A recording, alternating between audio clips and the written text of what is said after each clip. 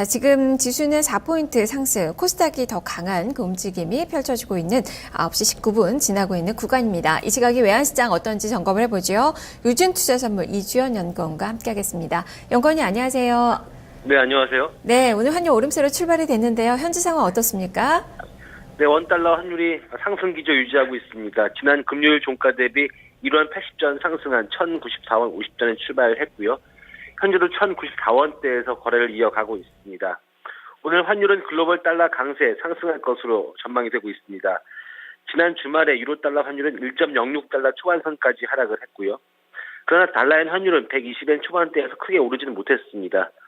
여기 환율도 상승을 했습니다. 달러원 1개월물이 1,095원 35전에 최종 호가됐습니다.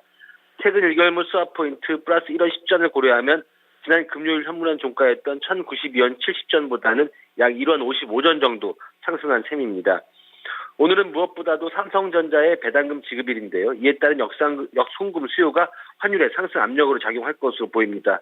그동안 배당금 지급일의 실제 환율이 배당금 지급이 실제 환율에 미친 영향이 그렇게 크지는 않았습니다. 하지만 오늘 삼성전자의 배당금 규모가 1조 8천억 원에 달하는 만큼 역송금 수요에 대한 부담이 클 것으로 보여집니다. 즉 환율의 상승 압력으로 작용할 것으로 보여집니다. 그러나 외국인의 주식 매수와 수출업체의 내고 물량의 상승폭은 제한될 것으로 보여지는데요. 글로벌 달러 강세에도 불구하고 여기의 기조가 달러 매도인 점도 환율의 상단을 제한할 것으로 보여집니다. 결국 오늘 환율은 여기에 환율을 반영해서 상승 출발을 했고요. 이후에는 배당금, 역송금 등에 주목하면서 조심스러운 움직임을 보일 것으로 전망이 되고 있습니다. 네, 여기 들어보니까 상승세는 나타날 것 같은데 상승폭은 좀 제한적으로 보고 계시네요. 그렇다면 이번 주 전체적으로도 이 1,100원 선의 저항을 계속적으로 좀 받게 될지 변동성은 좀 커질 것으로 보여지는데요. 주간 전망을 좀 어떻게 하고 계십니까? 네, 일단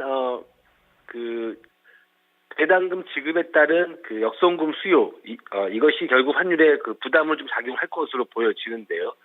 물론 이런 것들이 환율을 크게 끌어올리지 못하겠지만 환율의 하단을 지지할 것으로 보여집니다. 또 하나 외환 당국의 개입 경계감 역시도 환율의 하단을 지지할 것으로 보여집니다. 하지만 여기의 기조가 달러 매도인 점, 그리고 외국인들의 주식 순 매수가 연일 지속되고 있다는 점, 그리고 이에 따른 수출업체의 내고 물량이 추대가 되고 있는 점, 이런 점 등 역시 환율의 상단을 제한할 것으로 보여집니다. 즉 1,100원 선으로 제 지집은 조금 어려울 것으로 보여지는데요. 결국 1,090원 선에서 이번 주 역시도 움직임을 보일 것으로 전망이 되고 있습니다. 따라서 1,090원 초중반대에서의 주 거래 움직임 이번 주에 보일 것으로 전망을 하고 있습니다. 오늘 예상 환율 범위도 마찬가지인 거죠? 네, 맞습니다. 일단 여기가 매도에 나서고 배당금 이슈가 해석이 되면 환율이 재반락할 수 있음에도 유의하셔야 할 것 같고요.